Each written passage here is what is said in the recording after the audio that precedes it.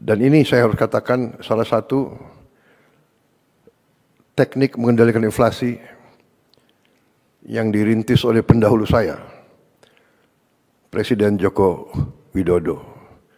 Harus kita akui, mungkin pengalaman beliau sebagai wali kota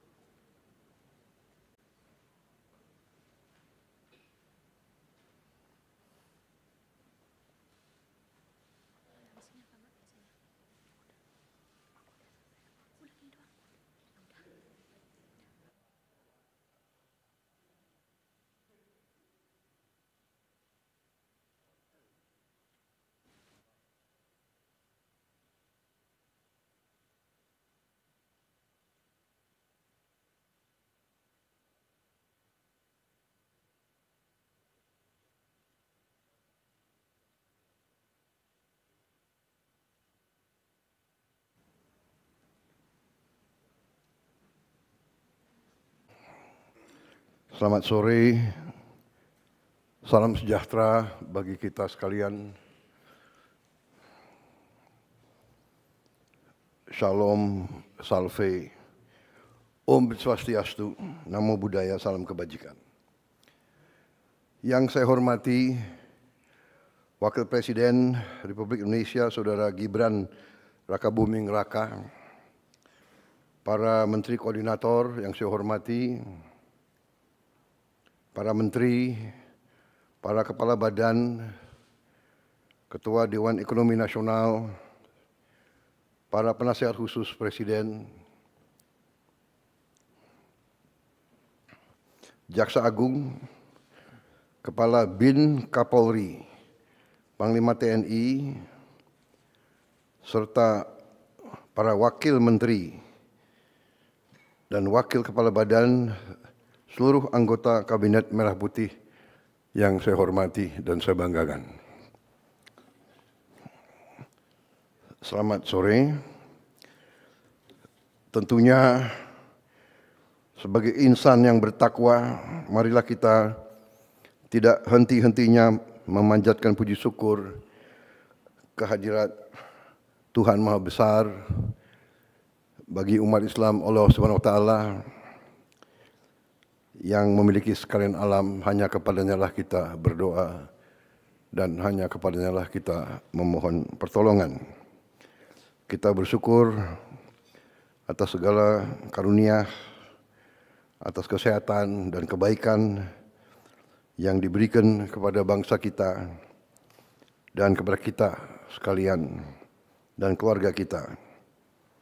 Kita bersyukur kita dapat hadir melaksanakan sidang Kabinet Paripurna pada tanggal 20 Oktober 2025, yaitu tepat 1 tahun saya dilantik, disumpah di MPR kita sebagai Presiden Republik Indonesia. Dan karena itu saya kira saudara-saudara, tepatlah kita berkumpul untuk kita melihat apa yang sudah kita kerjakan 1 tahun ini. Tentunya saya dilantik tanggal 20, 21 saya melantik saudara-saudara. Kemudian kalau tidak salah tanggal 22 ya saya melantik para wakil. Habis itu langsung kita berangkat ke Magelang untuk retreat. Saya lagi berpikir-pikir mungkin setelah 1 tahun perlu juga retreat lagi.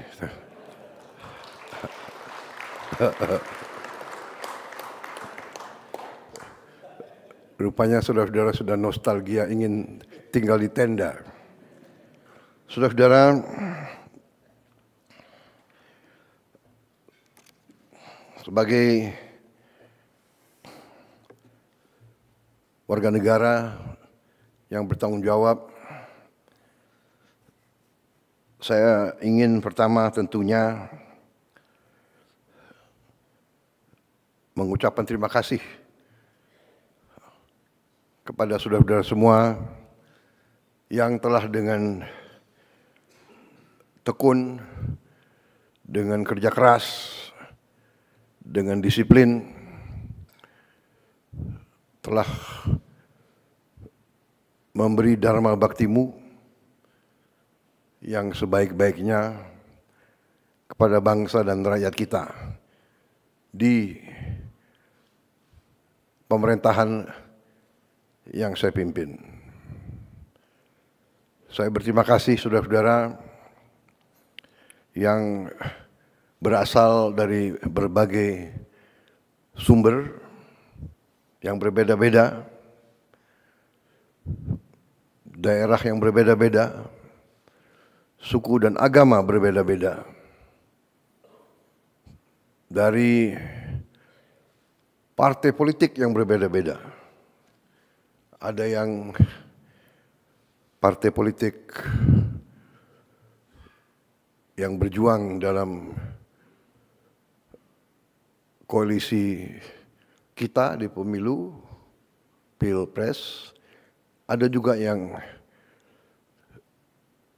tidak, tapi kemudian sadar dan bergabung.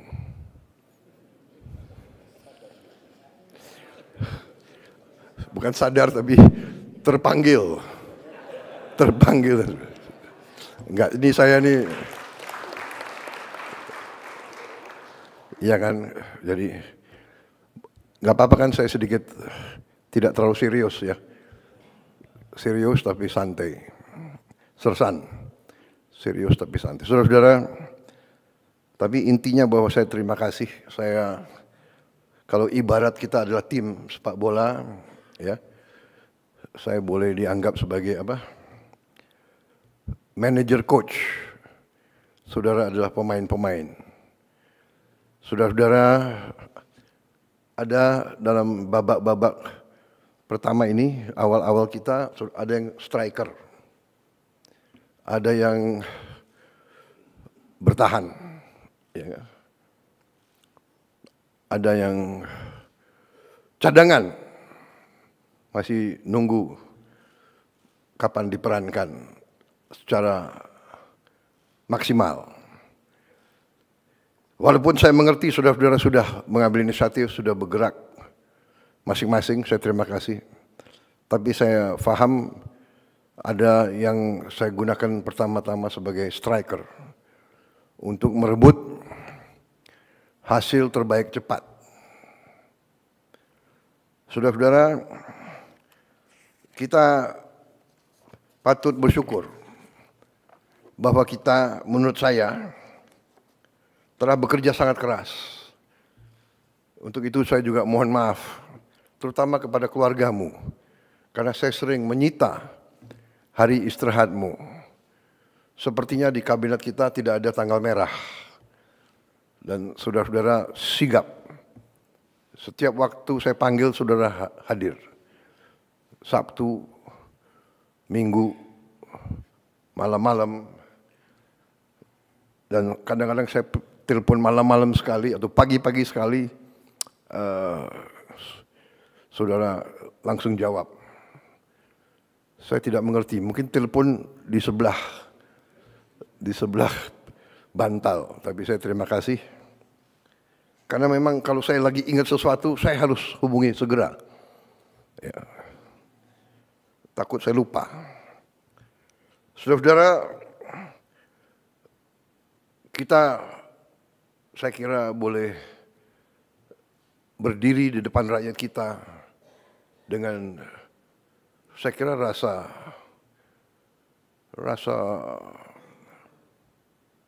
penuh kehormatan dan kepercayaan diri. Kita telah bekerja keras, tapi kita telah menghasilkan hal-hal yang dirasakan oleh rakyat. Pertama, kita telah mencapai hal-hal yang sangat positif di bidang ekonomi. Di tengah ketidakpastian dunia, di tengah perang pecah di mana-mana, hitungan terakhir tadi malam ada 110 perang. Saat ini 110 konflik bersenjata di seluruh dunia. Di tengah kondisi seperti ini, di mana keadaan geopolitik begitu tidak menentu, geoekonomi pun tidak menentu, di mana mata rantai komoditas-komoditas strategis pasti terpengaruh oleh keadaan geopolitik dunia yang tidak menentu. Energi, pangan sangat rawan terhadap ketidakpastian geopolitik dan geoekonomi ini. Alhamdulillah kita mampu menjaga pertumbuhan ekonomi masih tetap tinggi dibandingkan seluruh dunia. Kita berada di 5%. Di antara negara G20, kita salah satu yang tertinggi dalam kondisi sekarang. Kita mampu menjaga inflasi di sekitar 2%. Salah satu terendah di G20. Ini juga berkat hasil kerja keras kita semua. Kita punya teknik-teknik memantau dan mengendalikan inflasi, saya kira yang kurang diajarkan di fakultas-fakultas ekonomi dunia. Dan ini saya harus katakan salah satu teknik mengendalikan inflasi yang dirintis oleh pendahulu saya, Presiden Joko Widodo. Harus kita akui, mungkin pengalaman beliau sebagai wali kota, sehingga beliau dengan teliti bisa menemukan bagaimana memantau dan mengendalikan inflasi. Ini jangan dianggap remeh. Banyak negara yang hebat pertumbuhannya, inflasinya sangat luar biasa. Industrinya bagus, inflasinya sangat tinggi. Argentina saya kira yang begitu optimis 1-2 tahun yang lalu, kondisinya saat sekarang juga tidak bagus. Dan banyak negara yang inflasi masih sulit untuk dikendalikan. Defisit APBN kita jaga di bawah batas 3% dari PDB. Juga salah satu terendah di antara G20. Mungkin terendah di dunia. Indeks harga saham gabungan telah tembus 8.000. Tertinggi sepanjang sejarah Republik kita. Ini juga di luar dugaan. Ini juga saya kira akibat kerja keras para menteri-menteri di bidang ekonomi. Ya. Selalu kita ditakut-takuti bahwa indeks harga saham gabungan itu mencerminkan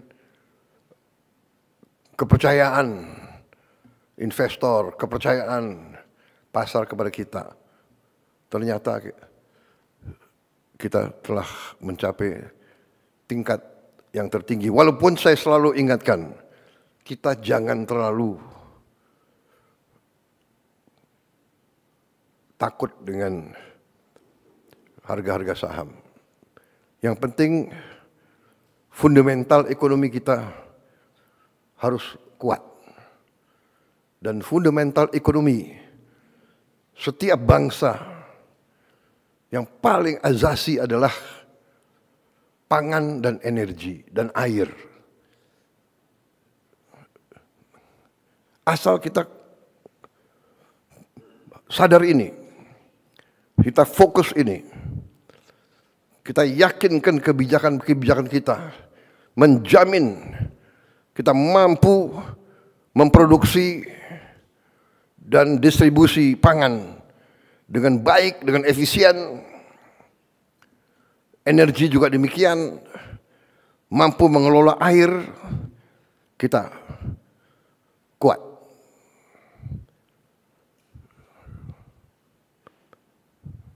Mata uang, harga saham bisa fluktuasi.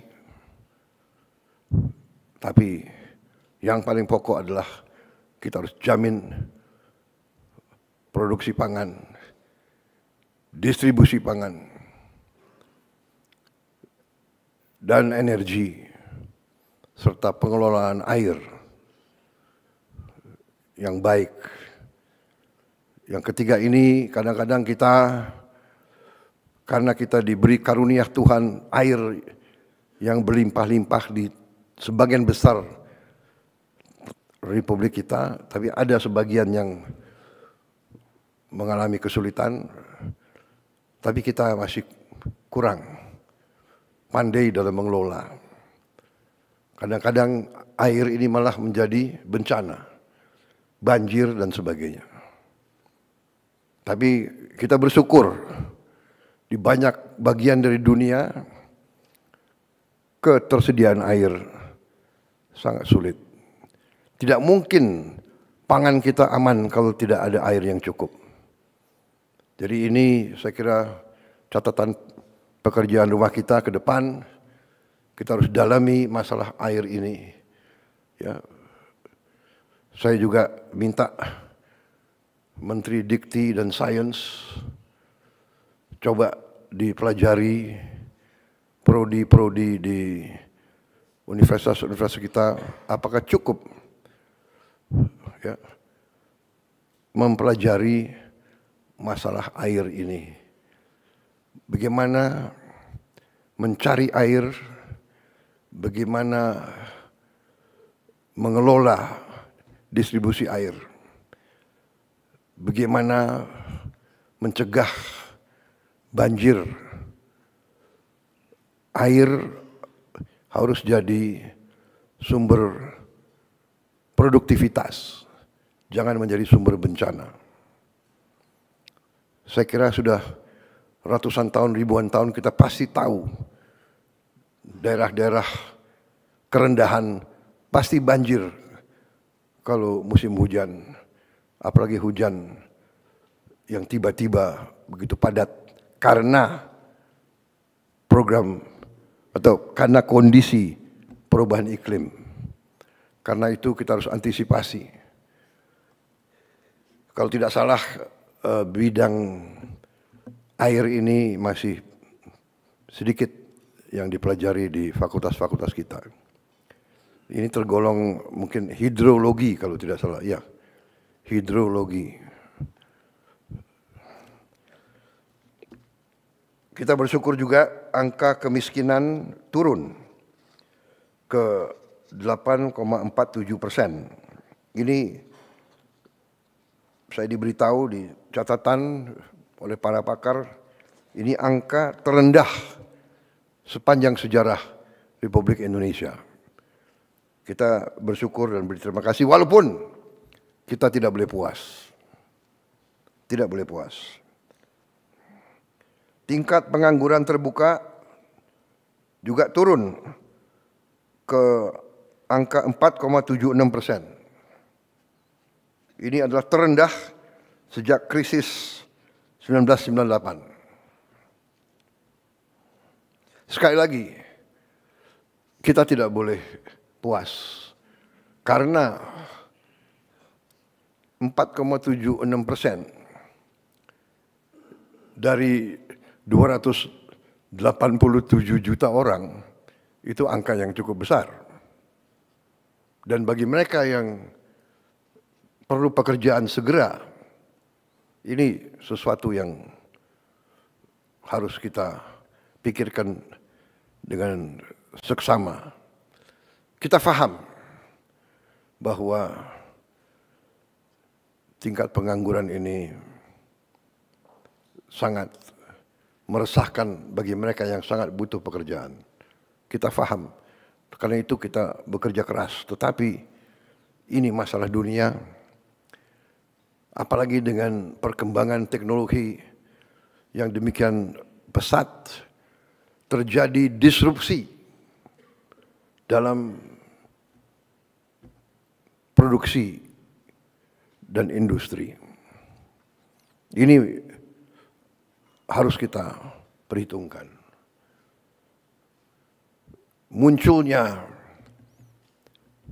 artificial intelligence, kecerdasan buatan, ini membuat sekarang faktor research, faktor penelitian lebih cepat sekali, luar biasa.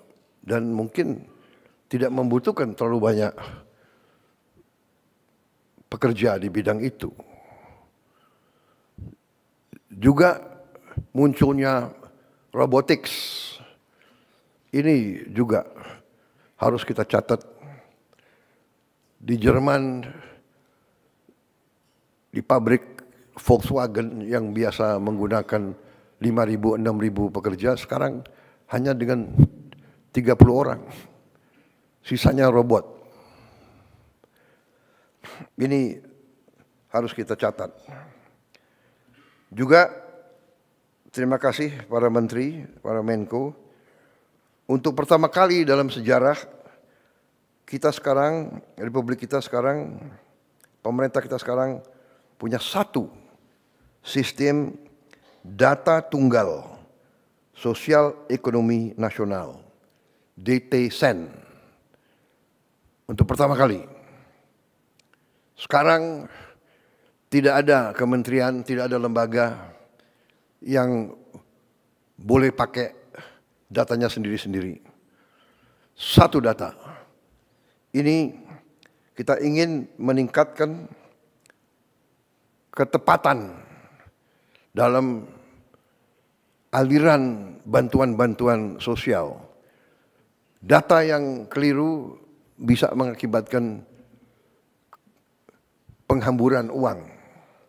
Data yang keliru bisa mengakibatkan mereka yang berhak menerima bantuan tidak menerima. Mereka yang tidak berhak menerima. Jadi ini saya kira arti strategis daripada data tunggal sosial ekonomi nasional. Kita juga terus bekerja keras untuk melakukan digitalisasi dan penggunaan teknologi untuk menjalankan pemerintahan yang lebih efisien. Di bidang kesehatan, pendidikan, dan kemanusiaan, hari ini program makan bergizi gratis sudah sampai pada tahap 12.508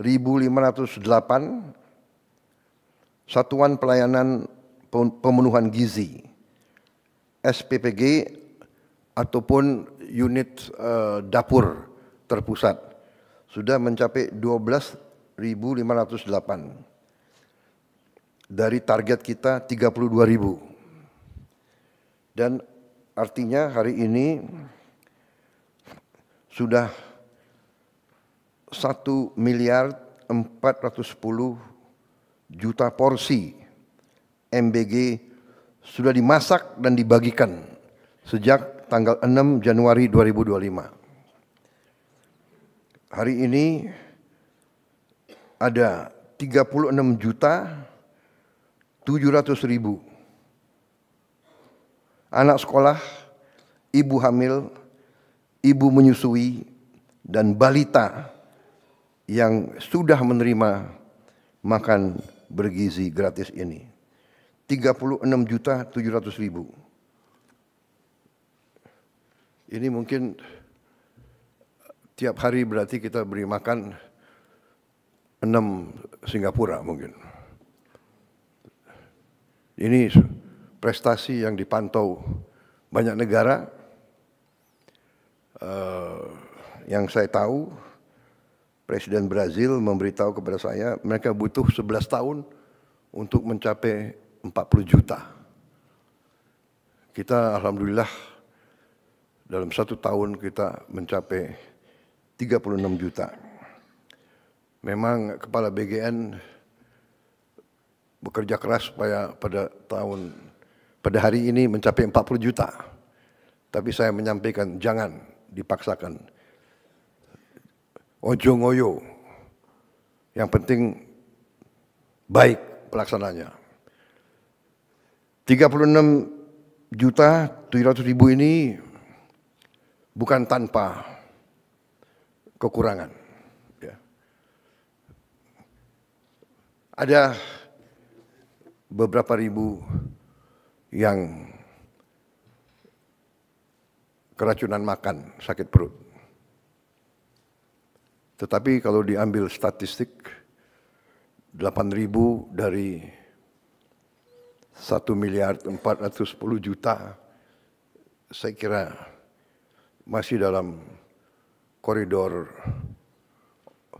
error yang manusiawi. Kalau tidak salah, kekurangannya adalah, atau katakanlah angka yang sakit itu adalah mungkin sekitar 0,0007,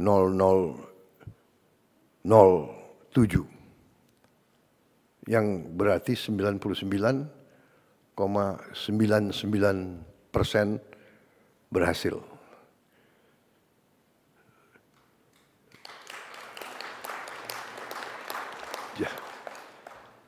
Jadi saya kira dalam sepanjang usaha manusia, hampir tidak ada usaha manusia yang dilaksanakan selama 1 tahun dengan volume yang demikian besar, yang zero error, zero defect, sangat sulit. Ya. Walaupun kita tidak boleh menerima. Terus saya tekankan Kepala BGN dan jajarannya untuk menghasilkan suatu prosedur tetap yang ketat, menggunakan alat-alat yang terbaik untuk kita jamin kekurangan atau penyimpangan tidak terjadi. Tetapi kita juga harus yakinkan para guru-guru dan semua yang terlibat untuk mendidik anak-anak kita untuk kalau mau makan pakai tangan harus cuci tangan dengan sebaik-baiknya. Berarti di tiap sekolah harus tersedia air yang bersih, juga dengan sabun. Tapi sebaiknya kita mulai didik anak-anak kita, karena namanya anak-anak, mungkin dia merasa sudah dicuci atau dia apa dan sebagainya, ya mungkin kita harus sekarang Kepala BGN mungkin sudahlah dibagi aja sendok yang sederhana, ya. Tidak apa-apa, ya kan? Saya kira sendok itu tidak terlalu mahal. Ya. Walaupun saya tahu kebiasaan rakyat kita memang lebih enak makan pakai tangan. Tapi ini kadang-kadang ya ini, kita sebagai pemimpin, sebagai guru, sebagai orang tua, tidak boleh malas untuk mengingatkan. Saudara-saudara, selain itu, ya, 43 juta orang sudah menggunakan program cek kesehatan gratis. Ini saya kira program pertama kali juga di sejarah Republik kita. Setiap warga negara berhak cek kesehatan gratis sekali dalam setahun pada hari ulang tahun dia. Dan ini mampu kita untuk bisa mencegah di saat dini supaya nanti biaya pengobatan lebih kurang kalau kita tahu dari dini kekurangan penyakit rakyat kita. Walaupun ini juga membuat suatu PR yang sangat besar bagi kita, karena ternyata hasil cek kesehatan gratis ini sebagian besar rakyat kita punya masalah di gigi, di penyakit gigi, sebagian besar. Artinya bahwa sekarang ya kita harus menghasilkan dokter gigi yang cukup banyak. Padahal kita tahu dokter umum saja kita kekurangan. Kekurangan kita sangat besar. Kalau tidak salah kekurangan kita di atas 140.000 dokter. Kita kekurangan di atas 140.000 dokter. Kita juga kekurangan spesialis. Juga ribuan spesialis yang kita kurang. Ini PR dan ini tidak hanya kita. Hampir semua negara yang saya kunjungi, saya minta pendapat pemerintah-pemerintah, hampir semuanya menganggap bahwa mereka kurang dokter. Dan tentunya negara yang kaya, dia bisa ambil dokter dari negara-negara yang kurang kaya. Lulusan dari mana-mana ya tergiur karena Inggris kekurangan dokter sangat banyak. Dia ambil dokter dari mana-mana. Jerman, Eropa Barat, Amerika, dokter, perawat diambil dari mana-mana. Dia mampu bayar sangat tinggi. Ini jadi masalah bagi kita. Artinya kebijakan pendidikan kita harus kita sesuaikan. Berarti kita harus menambah fakultas-fakultas kedokteran, dan fakultas kedokteran yang ada pun harus ditambah jumlah mahasiswanya. Dan ini kalau perlu kita tambah beasiswa. Mungkin LPDP prioritasnya antara lain yang paling atas adalah untuk kedokteran.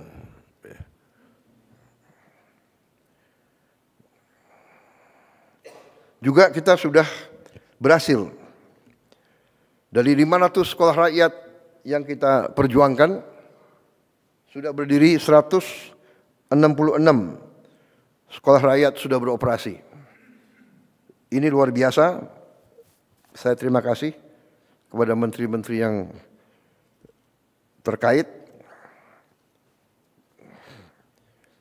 Saya berharap 100 itu di pertengahan tahun 2026 ternyata saudara-saudara berhasil beroperasi justru di tahun 2025. Sekarang 15.945 siswa dan siswi dari keluarga yang paling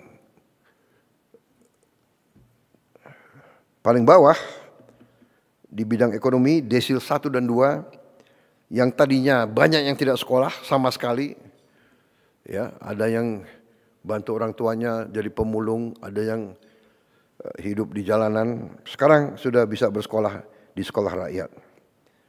Memang sekolah rakyat itu kita rancang sebagai upaya untuk memotong rantai kemiskinan. Biasanya anak orang miskin, anaknya miskin. Kita mau potong itu. Anaknya orang miskin atau cucunya orang miskin tidak perlu untuk terus miskin. Kita harus berani merubah, kita harus berani memotong rantai kemiskinan.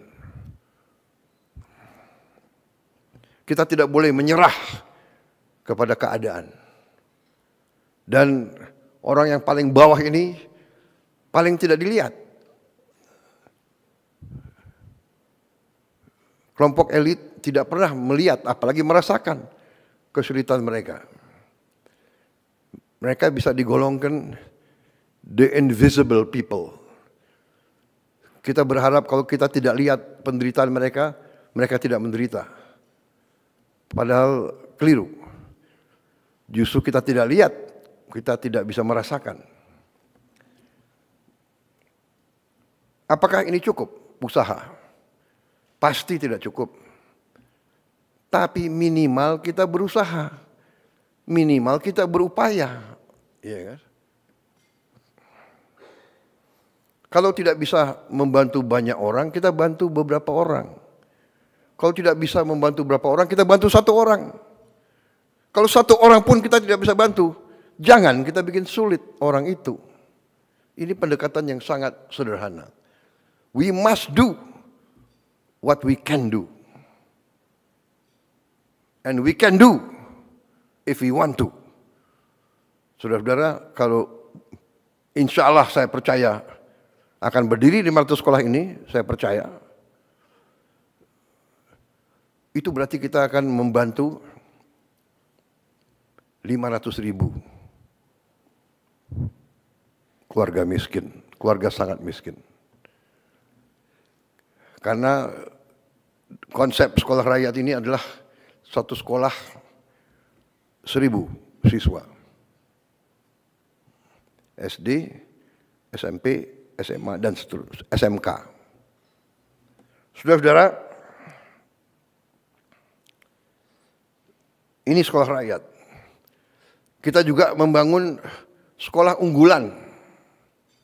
Rencana kita 10 sekolah unggulan, ini anak-anak terpinter. Kalau tadi anak-anak dari golongan paling bawah yang tidak punya harapan sekolah, kita beri harapan. Tapi ada juga anak-anak yang harus kita cari. Unggulan, anak-anak terpinter Republik Indonesia harus kita cari, harus kita kumpulkan. Dan kita harus perkaya, kita harus kasih pendidikan supaya dia bisa nanti menjadi pemenang-pemenang hadiah Nobel. Kita ingin Indonesia unggul di bidang sains dan teknologi. Masa depan hidup Indonesia, masa depan hidup setiap bangsa di abad ke-21 ditentukan oleh sains dan teknologi. Kita butuh anak-anak pinter. Kita butuh insinyur-insinyur, profesor-profesor, ahli matematika, ahli di semua bidang teknologi. Kita negara yang sangat kaya, kita punya mineral-mineral kritis. Kita punya mineral-mineral yang disebut rare earth. Tapi kita harus punya para ilmuwan, para scientist, para experts, pakar yang mampu mengelola kekayaan-kekayaan kita. Kita tidak boleh dibohongi lagi oleh bangsa-bangsa lain. Jadi saudara-saudara, kita bikin sekolah unggulan yang kita beri nama SMA Garuda. Dan ini rencananya 10 dan ada juga kurang lebih 14 yang sudah ada sekolah unggulan yang kita integrasikan kepada program ini. Jadi program ini asal sekolah itu yang sudah ada mau ikut, berarti ikut kurikulum. Yang kurikulum itu kita pakai standar internasional, ya, IB internasional, International Baccalaureate, sistem IB. Berarti lulusan itu bisa diterima di universitas manapun di dunia yang terbaik. Kita berharap dengan program ini nanti banyak anak-anak kita bisa masuk ke sekolah terbaik di dunia. Harvard, MIT, Oxford, dan sebagainya. Sekarang itu ditangani oleh Menteri Dikti dan Wamen, Wakil Menteri Dikti, ya, Profesor Stella. Saya sendiri saya dulu di Harvard saya. Tapi hanya ke toko buku. Tapi kalian sempat ya, berapa detik terkesan. Ya. Saudara-saudara, kita sedang merenovasi 16.140 gedung SD, SMP, SMA. Ini sudah berjalan, sedang berjalan. Ini masih tidak puas sama sekali kita, karena kita punya 300.000 lebih SD, SMP, SMA, SMK, dan sekolah-sekolah lain, sederajat yang ada di pesantren-pesantren. Kalau tidak salah 330.000. Ya, Mendikdasmen ya, 330. Saudara-saudara, kita mengerti bahwa kita harus mengejar negara-negara lain. Karena itu segala upaya kita akan lakukan untuk mengejar ini. Tadi SMA Garuda 10, kita berharap 10 tiap tahun. Dan ini kriterianya sangat tinggi, tapi tidak ada masalah, saudara-saudara, kita negara besar. Kalau tidak salah, dari statistik semua negara, populasi, ya, 1% tiap populasi diperkirakan akan memiliki IQ kecerdasan 120 ke atas. 1%. Kalau 1% dari 287 juta, itu saya kira cukup besar. Karena masuk angkatan kerja tiap tahun sekitar 5 juta, 4,8, 4,9 juta. Setengahnya katakanlah, ya, saya kira kalau 1%, 1% berarti 2,8 juta. Kita harus menjaring mereka ini. Dan jangan anggap bahwa mereka itu anak-anak orang menengah ke atas. Banyak anak orang bawah, orang miskin ternyata punya kecerdasan yang tinggi. Kita harus cari mereka. Jadi saya minta Dikdasmen, Menteri Dikdasmen dibantu oleh menteri lain, ya. Menteri Dikti Sains dan Teknologi dibantu oleh Menteri Sosial, dibantu oleh Panglima TNI, dibantu oleh Kapolri yang punya jaringan ke desa-desa, mungkin dibantu oleh ormas-ormas, dibantu yang punya yayasan-yayasan. Cari mereka ini dan kita didik mereka dengan beasiswa penuh. LPDP akan saya tambahkan uang-uang dari sisa efisiensi penghematan, uang-uang yang kita dapat dari koruptor-koruptor itu, sebagian besar kita investasi di LPDP. Mungkin yang 13 triliun,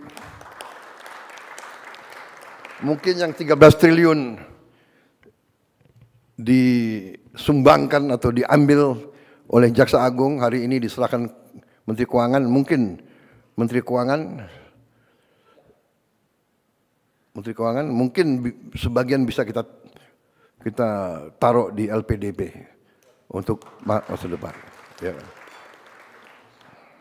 Saudara-saudara, salah satu program yang upaya kita untuk memperkuat pendidikan kita tahun ini akan memberi satu interaktif panel, interaktif flat panel, kayak layar ya, interaktif, digital, 75 inch, di tiap sekolah, SD, SMP, SMA, yang kita sudah adakan sekarang adalah, kalau tidak salah sudah dibagi ke mendekati 50.000 sekolah, ya Menteri, ya Dikdasmen, sudah 50.000 sekolah sudah dapat. Kemudian nanti totalnya tahun ini 288.000. Flat panel, IFP, interactive flat panel. Di situ sudah ada komputernya, yang di situ bisa muat ratusan ribu konten, mungkin jutaan. Iya, Mendikdasmen ya. Cukup banyak konten di situ. Jadi semua silibus kita akan ada di situ. Jadi sekolah-sekolah terluar terpencil, sekolah-sekolah yang tidak punya akses kepada guru-guru yang baik atau guru-guru yang cakap di bidangnya, umpamanya bahasa Inggris, bahasa Mandarin, matematik, ini pelajaran-pelajaran yang susah.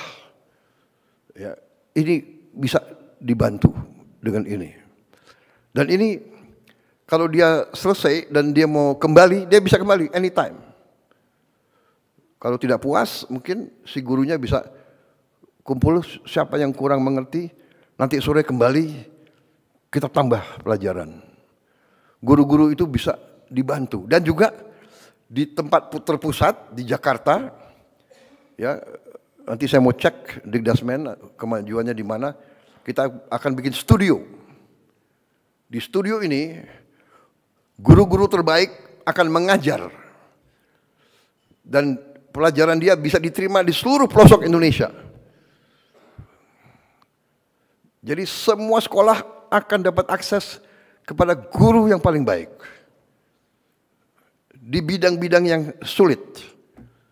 Yang sangat sulit selalu adalah apalagi di gunung-gunung, pulau terpencil. Jangankan itu, saya yakin di pinggir Jakarta ini juga masih banyak sekolah yang tidak punya guru-guru yang menguasai pelajaran-pelajaran yang susah. Sekarang dari tempat studio yang terpusat bisa ngajar, bisa diterima oleh 330.000 sekolah. Yang sulit dapat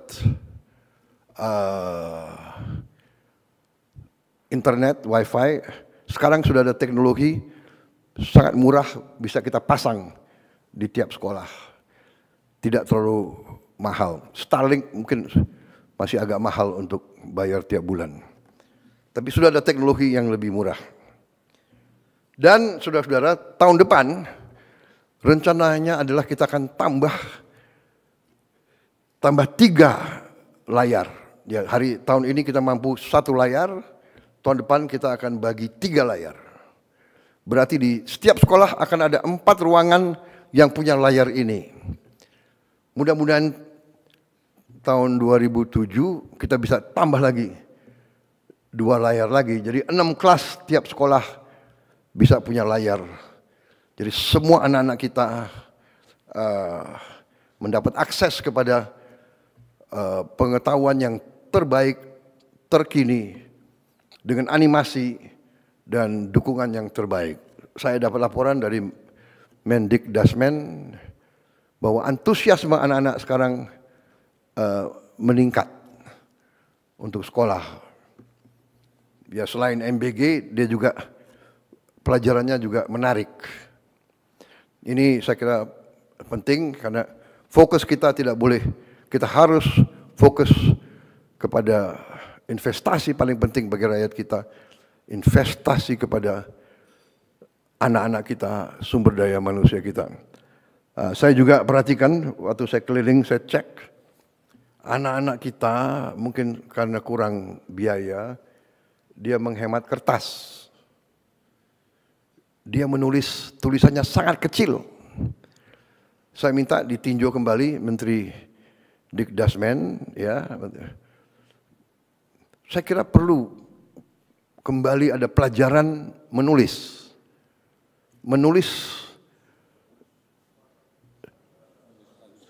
Menulis dengan baik.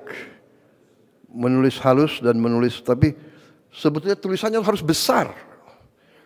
Ya, Menteri Keuangan kalau perlu kita bagi buku-buku sekolah yang besar-besar, tulisannya harus besar, anak-anak harus dididik nulis besar. Saya khawatir kalau dia nulisnya sangat kecil, ujungnya nanti dia harus pakai kacamata semua. Ini masalah kecil tapi mendasar. Ya. Dan saya tergerak karena saya tahu anak ini nggak mau memberatkan orang tuanya. Jadi dia menghemat kertas. Can you imagine? Ya, jadi saudara-saudara, hal-hal seperti ini. Yang terakhir, ini masih dalam konsep rencana. Ada yang mengatakan, ya sekarang ada sekolah rakyat untuk desil 1-2. Bagaimana untuk desil 3-4-5? Ya mereka tidak miskin ekstrem, tapi mereka juga susah. Mereka harus dapat akses kepada pendidikan yang seperti ini. Ini sedang saya susun, saya minta Dikti sama Dikdasmen, mungkin dibantu oleh kementerian lain juga, menyusun suatu satgas khusus untuk mempelajari kita membangun sekolah terintegrasi di setiap kecamatan. Berarti kita mungkin harus bangun 7.000 sekolah terintegrasi ini. Maksudnya sekarang SD, SMP, SMA atau SMK terpisah. Padahal ada fenomena karena mungkin angka kelahiran kita menurun, banyak SD kita kosong. Ada gurunya 6, muridnya hanya 4, 5. Jadi ini tidak efisien. Mungkin kita konsolidasikan, tapi di kecamatan ada satu sekolah yang fasilitasnya sangat baik. Tiap sekolah terintegrasi harus punya laboratorium yang cukup bagus. Laboratorium matematik, kimia, biologi, laboratorium bahasa. Bahasa sangat penting. Lapangan kerja. Orang Filipina banyak diterima di mana-mana karena dia bisa bahasa Inggris. Kita diminta, jutaan tenaga kita diminta. Di Eropa minta pekerja hotel, kafe, restoran. Dia minta 1 juta tiap tahun. Kepala-kepala negara, pemerintah dari Eropa nanya ke saya, can you send? Hotel-hotel dia sekarang nggak ada yang kerja. Restoran-restoran kewalahan. Rakyat mereka tidak mau kerja sebagai pelayan. Dan mereka terkesan katanya orang Indonesia ramah-ramah. Ya, berarti kita harus didik mereka bahasa. Ada yang bahasa Inggris, mungkin paling banyak di Eropa. Mungkin juga kita didik bahasa Arab, bahasa Mandarin, bahasa Jepang, bahasa Korea. Juga kita diminta perawat untuk rumah sakit dan untuk caregiver, untuk orang tua di sana. Nggak ada yang mau jadi perawat dan caregiver, karena caregiver dan perawat itu pekerjaan yang berat, fisik juga berat, berdiri dari tempat tidur ke tempat tidur, urusan dengan orang sakit. Berbahaya itu. Di rumah sakit pusat daripada bakteri dan virus, dia harus berani, dia harus mandiin. Bayangkan ini pekerjaan. Rakyat kita terkenal tabah dan sopan dan ramah. Mereka minta. Jadi ini harus kita siapkan ke situ. Karena tadi kita sadar lapangan kerja yang kita butuh. Jadi sekolah terintegrasi ini belum boleh saya gunakan sebagai prestasi. Ini baru embrio konsep. Ya. Tapi sekolah-sekolah ini saya kira sudah saatnya kita pikirkan. Jadi fasilitas sekolah rakyat dikurangi berasrama. Kenapa anak yang paling bawah ini kita taruh di asrama? Supaya keluar dari lingkungan kemiskinan. Jadi dia punya kepercayaan diri. Ya kan? Ya paling banyak yang ingin ketemu orang tuanya, nggak apa-apa, orang tua datang, dia juga pulang tiap akhir pekan, tapi dia keluar sementara 5-6 hari dari lingkungan kemiskinan. Tapi yang sekolah ini, dia pulang pergi, dia tidak berasrama. Artinya apa? Kita harus berani sekarang siapkan bus-bus antar jemput untuk anak-anak sekolah itu. Tapi ini saya kira jalan keluar, dan ini nanti saya minta Dikdasmen dibantu Sains ya, dan dibantu menteri-menteri lain dalami ini, susun, dan kita mulai kerja. Mungkin 2026 sudah ada sebagian sekolah-sekolah terintegrasi ini. Jadi sekolah rakyat untuk yang paling bawah, sekolah terintegrasi untuk yang menengah, sekolah unggulan untuk yang terpinter. Belum tentu yang terpinter dari kelas atas. Dari manapun kita cari yang terpinter. Saudara-saudara, itu di bidang kesehatan, pendidikan, dan kemanusiaan. Masih ada tunjangan guru kita tingkatkan dan kirim langsung dari pusat ke penerima.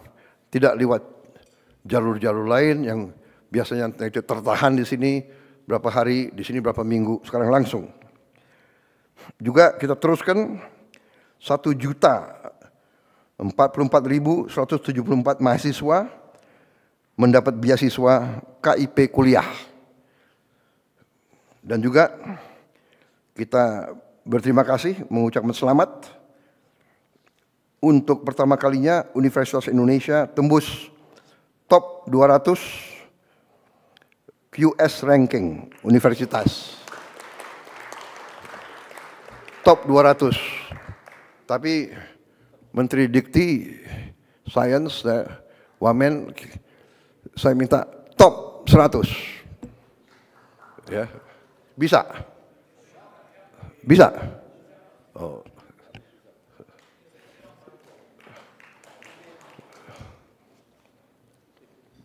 Pasti nanti akan disusul oleh ITB, UGM, ITS, dan sebagainya. Juga kita mendirikan Kementerian Haji atas permintaan pemerintah Arab Saudi, karena dia bilang enggak, kami urusan haji adalah Menteri Haji. Jadi kami harus minta urusannya sama pejabat. Oh, ini kepala badan. Enggak, dia maunya menteri. Sudah. Apa boleh buat, kita menyesuaikan. Dan alhamdulillah kita sudah bisa turunkan biaya haji. Dan saya minta terus, Menteri Haji dia tidak hadir karena dia berada sekarang di Arab Saudi, berurusan sama mereka. Saya minta biaya haji harus terus turun. Ya. Bisa dengan efisiensi. Bisa dengan efisiensi dan pelaksanaan yang bersih.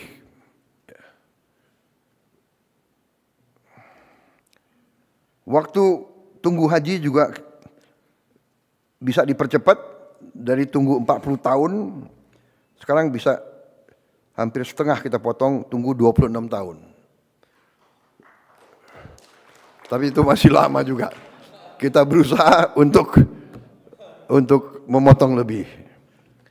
Tapi alhamdulillah pemerintah Arab Saudi untuk pertama kali dalam sejarah setuju pembangunan kampung Indonesia di kota Mekah.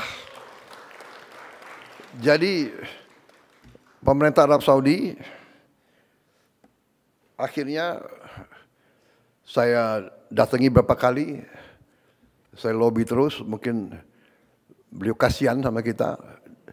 Untuk pertama kali dalam sejarah diizinkan negara asing memiliki lahan, memiliki tanah di kota suci. Dirubah undang-undangnya khusus untuk kita. Kita negara pertama.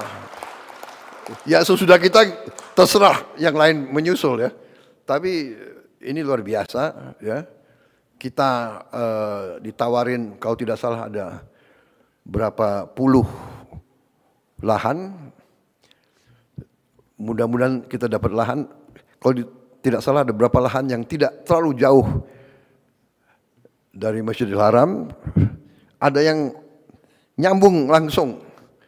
Ya mudah-mudahan Menteri Agama sudah rintis dan sudah lihat terus. Nanti saya serahkan saja dan Kepala Danantara yang juga merintis. Beliau bolak-balik ke situ sampai kepalanya botak. Tapi alhamdulillah prestasi, mudah-mudahan tidak berapa lama lagi kita akan punya kampung haji sendiri. Saudara-saudara. Berarti nanti fasilitasnya kita atur sendiri, ya. Makan semuanya kita atur supaya tidak ada lagi kekurangan atau penyimpangan atau kekecewaan daripada jemaah haji kita. Ini saya kira terobosan luar biasa, ya. Pertama, dalam sejarah dia robah undang-undangnya, negara asing boleh memiliki tanah, dia tawarkan lahan-lahan yang terbaik, walaupun harus tender terbuka, dan nanti tendernya kalau tidak salah ditutup tanggal 30 Oktober ini. Jadi kita kerja keras, ya, saudara. Tapi ya saya juga lobby terus. Waktu kemarin saya ketemu Menteri Luar Negerinya, saya bilang Pak ini ada lelang ditutup tanggal 30 Oktober. Tapi yang daftar lelang berapa ribu ya sudah? Oh 90 entitas lain yang juga bidding lahan yang kita inginkan. 90 ya. Wah, ya mudah-mudahan lah mungkin Menteri Agama mimpin doa khusus nanti. Mudah-mudahan kita bisa dapat lahan yang kita inginkan. Jadi ini prestasi kita di bidang kesehatan, pendidikan, kemanusiaan termasuk di bidang agama. Saya lanjut di bidang investasi, penciptaan lapangan kerja, pariwisata dan antara. Untuk pertama kali dalam sejarah, pengemudi ojek online menerima bonus hari raya pertama kali.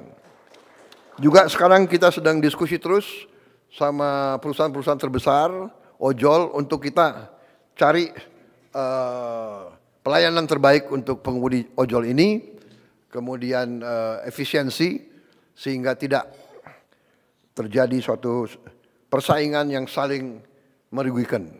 Tapi kita ingin supaya lapangan kerja ojol ini, pengemudi ojol ini terjamin.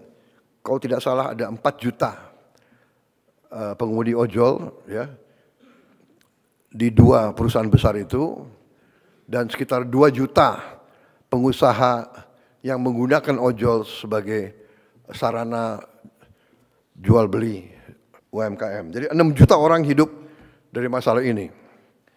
Kemudian upah minimum provinsi kita sudah naikkan 6,5% sampai 6,5%, tertinggi dari beberapa tahun yang sebelumnya. Juga kita sudah menghitung, sudah menghasilkan mungkin hampir dengan 1 juta lapangan kerja baru di SPPG, dan mungkin tahun depan akan mencapai minimal 1,5 juta yang kerja langsung untuk SPPG. Kita punya 30.000 SPPG nantinya kalau berfungsi semua. Tiap SPPG, tiap dapur membutuhkan 50 orang bekerja. Jadi 50 kali 30.000, 1,5 juta. Tiap dapur sekarang rata-rata menerima supplier yang jual telur, yang jual sayur, yang jual macam-macam itu rata-rata 15 per dapur. Masing-masing supplier mempekerjakan minimal 5 sampai 10 orang. Jadi kita bisa bandingkan multiplier effect daripada ini. Saya kedatangan rombongan dari Rockefeller Institute. Mereka meninjau MBG kita dan mereka mempelajari. Dan mereka sampaikan bahwa kita ini sedang disorot oleh dunia, program kita. Dan dia mengatakan menurut dia ini program yang terbesar, roll out-nya dan paling cepat. Dan dia sudah meninjau beberapa, dan dia mengatakan sekarang ada 112 negara yang ikut program atau melaksanakan program ini. Waktu kita mulai, kita berada di negara ke-78 atau 79. Sekarang sudah tambah lagi sekian puluh negara yang merasakan pentingnya MBG ini.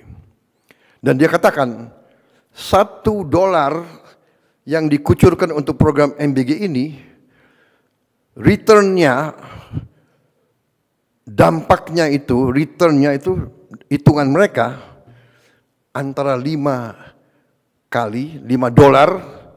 sampai nanti di ujungnya $37. Anda bisa bayangkan, 5 kali menurut dia minimal dampak ekonominya. Jadi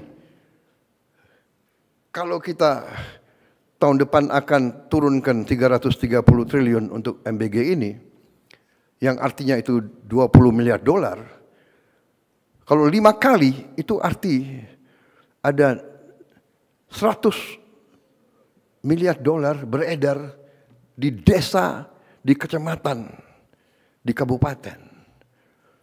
Jadi untuk pertama kali dalam sejarah Indonesia, uang yang disedot dari daerah ke pusat dan banyak di pusat lari ke luar negeri, kita balikan. Sekarang uang itu kita gelontorkan di desa-desa, di kecamatan, di kabupaten.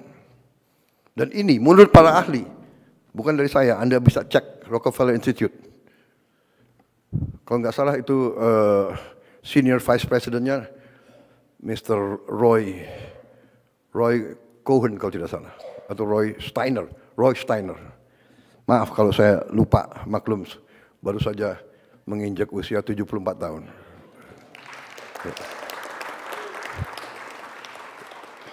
Terima kasih ucapan selamat saudara-saudara.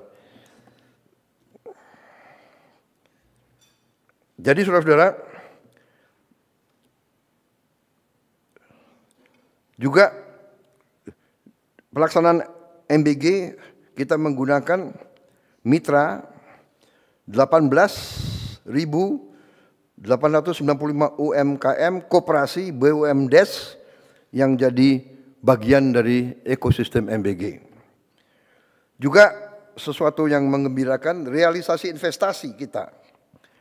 Januari sampai September 2025 adalah 1,434 triliun rupiah.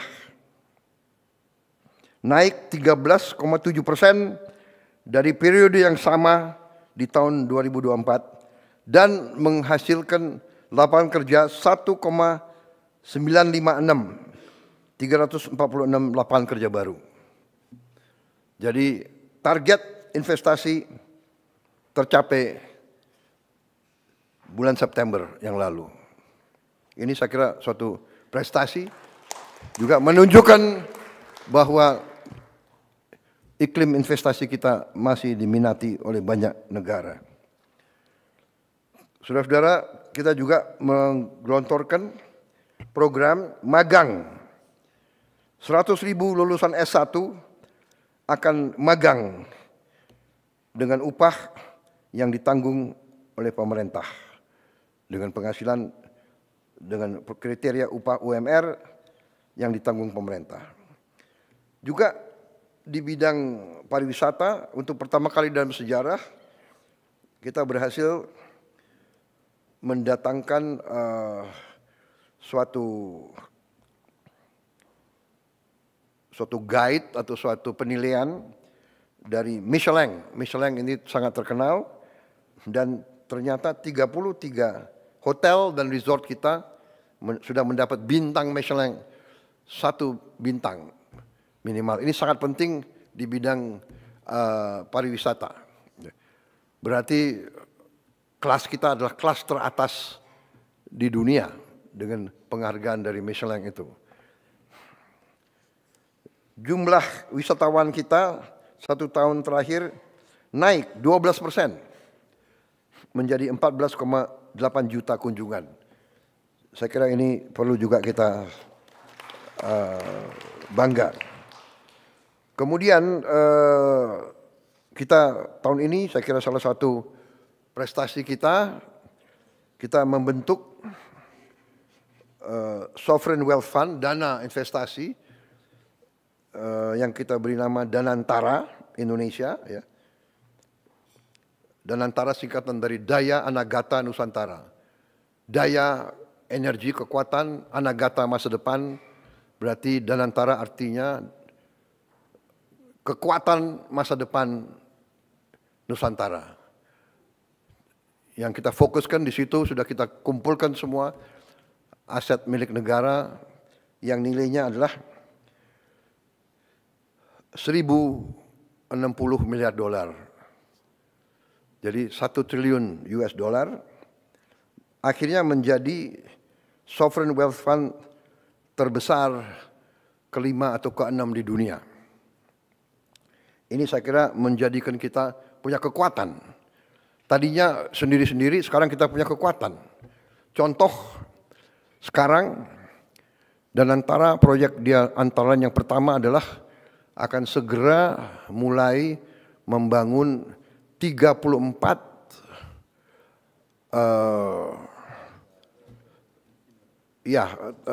pembersihan limbah sampah dari kota-kota besar, alatnya atau pabrik pembersihannya dan bisa pengolah ini diolah justru menjadi energi, menjadi listrik.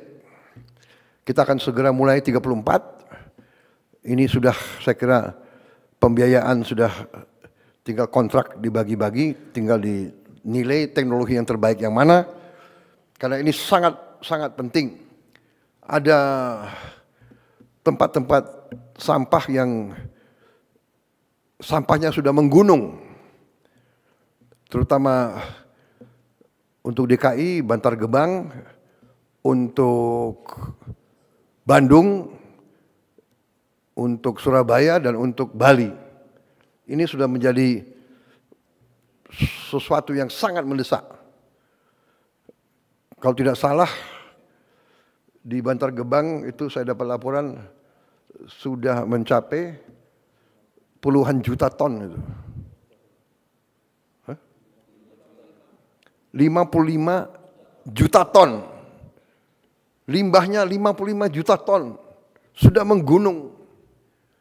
Kalau terjadi hujan deras, dia bisa membahayakan banyak kampung di sekitar itu. Ini segera akan kita lakukan, insya Allah dalam 2 tahun kita selesaikan 34 kota. Ini sangat strategis karena ini menyangkut kebersihan, kesehatan. Ya bagaimana? Kita berharap pariwisata naik. Kalau Bali tidak bisa bersihkan sampahnya, bisa kita bayangkan mau nggak turis datang ke tempat yang kotor, yang jorok. Jadi ini strategis. Terima kasih Danantara, segera dilaksanakan.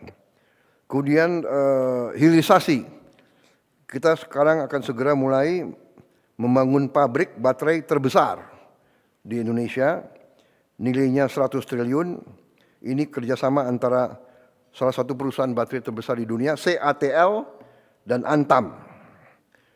Di bidang UMKM, kita sudah ampuni hutang-hutang lama untuk para petani dan nelayan, sehingga kurang lebih 67.000 pelaku UMKM, petani nelayan sekarang bisa lagi mendapat akses modal ke perbankan.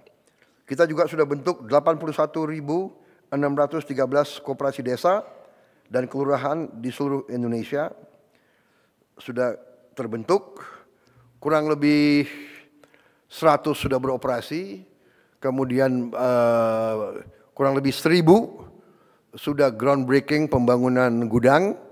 Kita berharap awal tahun 26, sekitar Maret tahun 2026, 80 sekian ribu sudah akan beroperasi.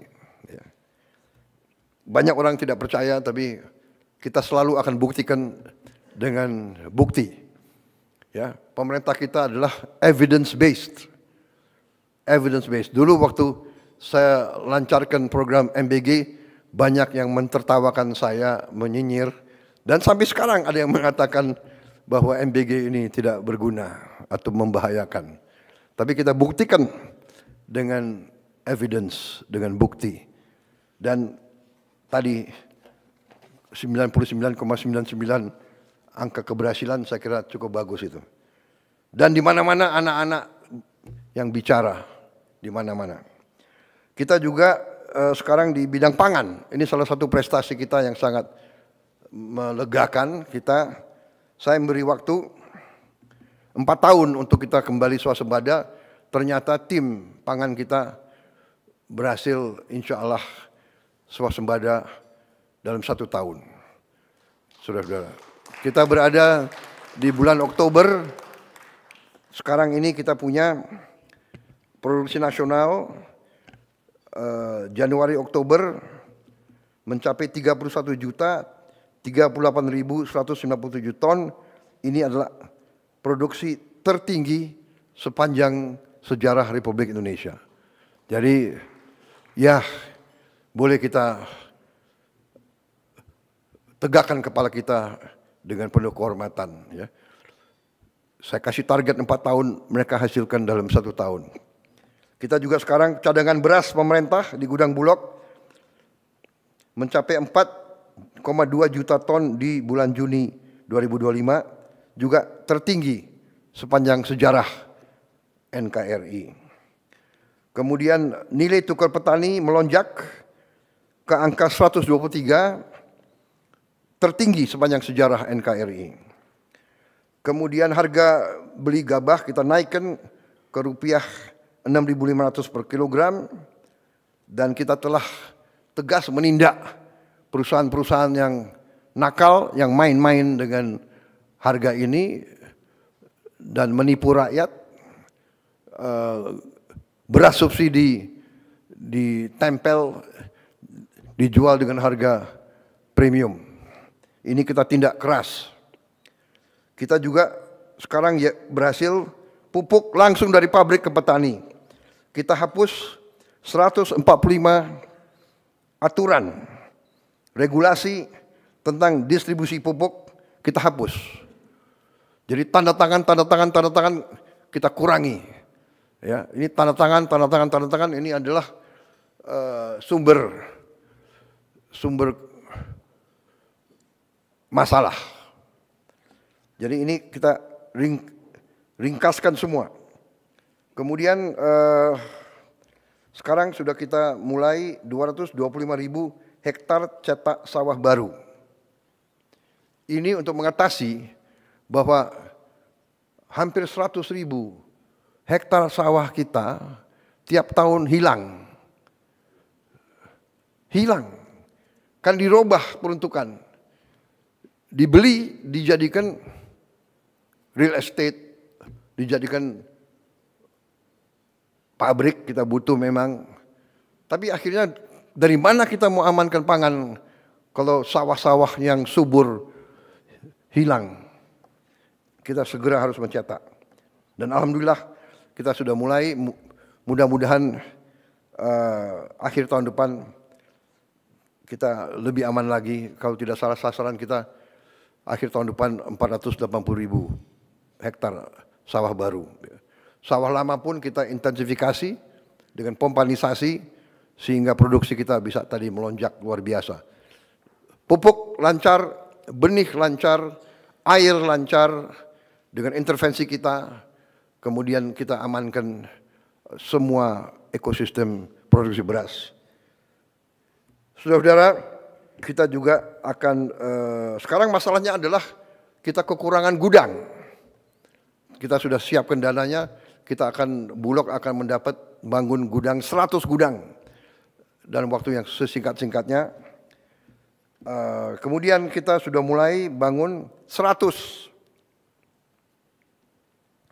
kampung nelayan yang kita akan bangun akhir 26 akan menjadi 1.100, dan ini juga selama 80 tahun kita berdiri, belum pernah ada yang intervensi untuk memperbaiki kehidupan nelayan-nelayan kita. Sekarang kita akan melaksanakan program itu, di mana dari pilot project yang sudah dilaksanakan di Merauke, ternyata penghasilan nelayan akibat program desa nelayan ini naik 100%. Naik 100%. Jadi ini luar biasa ini. Karena tadinya dia nggak punya es.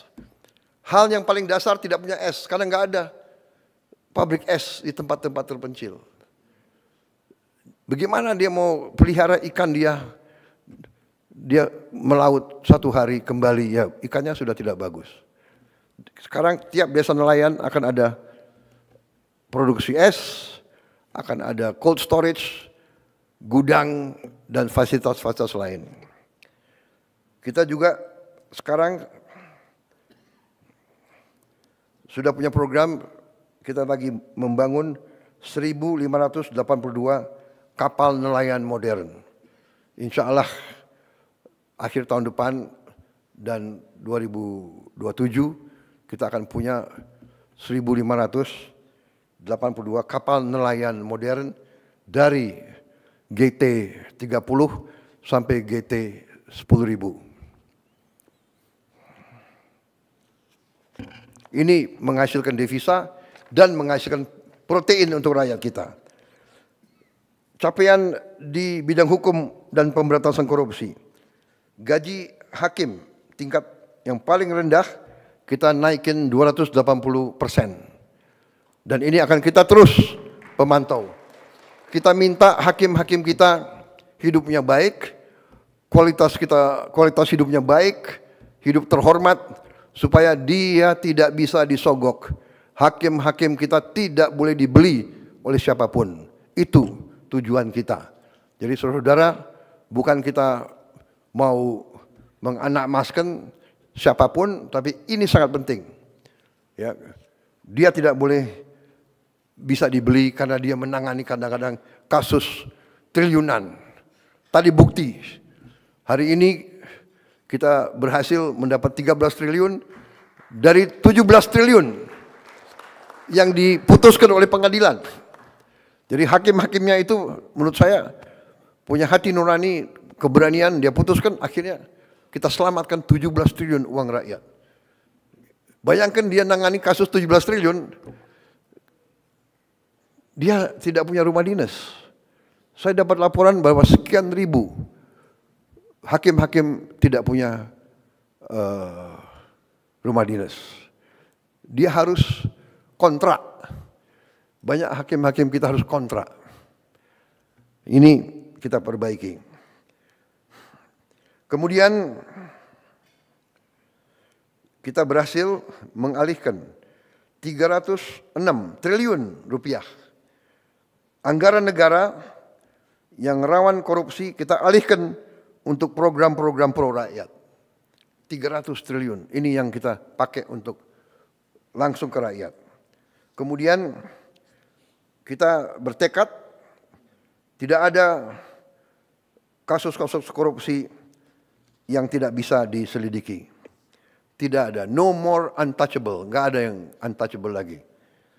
Saya terima kasih penegak hukum yang tegar meneruskan tugas yang mulia ini. Juga penegak hukum telah berhasil menyelamatkan lebih dari 1.000 triliun kerugian negara. Ini yang kita berhasil kita tegakkan. Lebih dari 4 juta hektar kebun kelapa sawit dalam kawasan hutan yang melanggar undang-undang dan melanggar hukum, ini kita kuasai kembali oleh rakyat, oleh negara. Juga lebih dari 100 triliun kerugian dari tambang ilegal berhasil kita hentikan. Terutama kemarin dari Bangka Belitung, kita tutup, sampan pun tidak bisa keluar membawa hasil selundupan. Saya dilaporkan yang terakhir itu satu sampan, isinya timah, berhasil ditangkap oleh Angkatan Laut kita. Ini kita hentikan, dan ini kita menyelamatkan kurang lebih 45 triliun satu tahun. Mungkin ada, nggak tahu, pihak-pihak yang teriak-teriak, tapi ya sudahlah. Pihak-pihak itu pihak-pihak yang salah, pihak-pihak yang melanggar hukum, pihak-pihak yang mencuri dari rakyat Indonesia, yang mengakibatkan kita masih banyak orang miskin karena kekayaan kita banyak dicuri.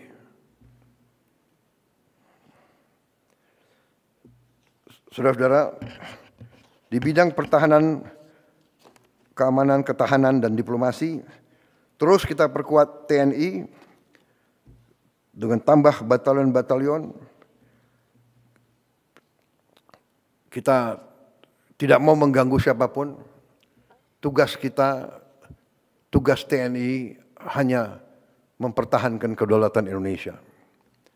Tapi kita tidak boleh lugu, kita tidak boleh lengah. Tadi saya katakan ada 110 perang yang berlanjut, padahal anggota PBB ya sekitar 200. Bayangkan 110 konflik. Ya, mudah-mudahan kita bisa ikut berperan di bidang penyelesaian Gaza. Saya sudah perintahkan TNI siap untuk ngirim 20.000. Saya kira juga sudah ada kontak sama beberapa negara menanyakan kesiapan kita. Ya. Kita siap untuk mendukung upaya perdamaian di Timur Tengah. Dan bila perlu di tempat lain. Kita juga sudah mulai persiapan untuk membangun 535 km panjang tanggul laut di pantai utara Jawa. Ini untuk menyelamatkan 50 juta penduduk. Air laut naik 5 cm setahun. Jadi harus segera kita selamatkan ini. Karena di pantai utara Jawa ini juga kalau tidak salah 60% industri kita ada di pantai utara Jawa itu. Dan puluhan ribu hektar sawah-sawah yang subur juga di situ. Harus kita selamatkan. Saudara-saudara, saya kira itu capaian-capaian yang saya sampaikan. Dan ini menunjukkan saudara-saudara bahwa kita berada di jalan yang benar.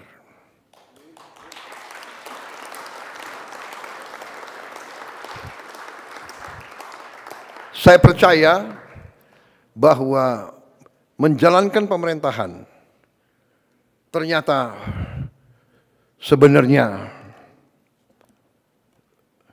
tidak terlalu rumit. Pertama, awalnya harus dari niat.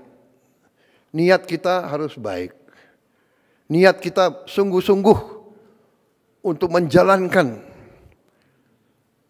amanat dari rakyat. Kita harus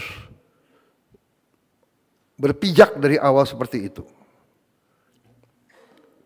Kita diberi kekuasaan oleh rakyat untuk melindungi rakyat dari semua bahaya. Bahaya kemiskinan, bahaya kelaparan, bahaya penyakit, bahaya ancaman dari badai, dari bencana, ancaman dari kerusuhan, ancaman dari serangan dari pihak luar. Serangan bisa berupa fisik, bisa berupa non-fisik. Saudara-saudara, saya beri contoh dari 2 pulau Bangka Belitung, kita hilang 45 triliun tiap tahun selama sekian puluh tahun. Apakah itu bukan sebuah serangan? 45 triliun kali 10 tahun aja 450 triliun. Kali 20 tahun 900 triliun. Apa yang kita bisa bangun dengan 900 triliun? Saudara-saudara, belum merupakan prestasi, tapi sudah kita mulai rintis, kita akan punya mobil buatan Indonesia dalam 3 tahun yang akan datang.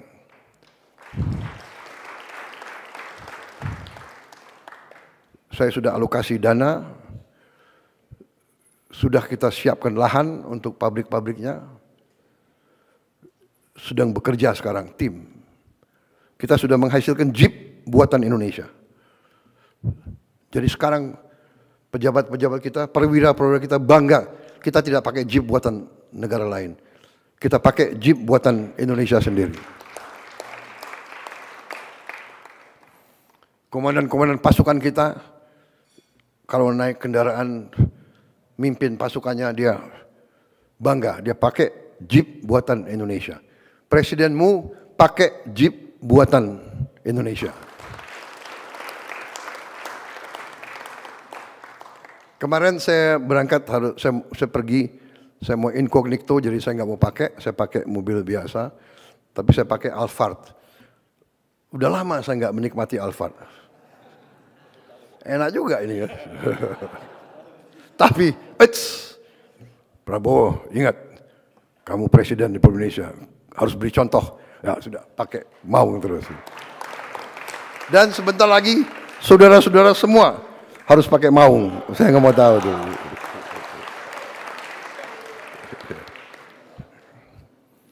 Yang mobil-mobil bagus pakai kalau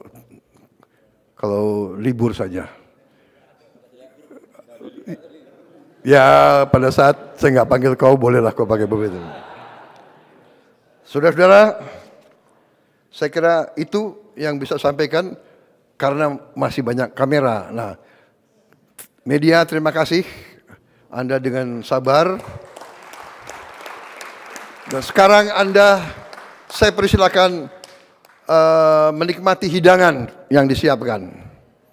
Jadi usirnya sopan. Karena bagian ini nggak boleh kau dengar.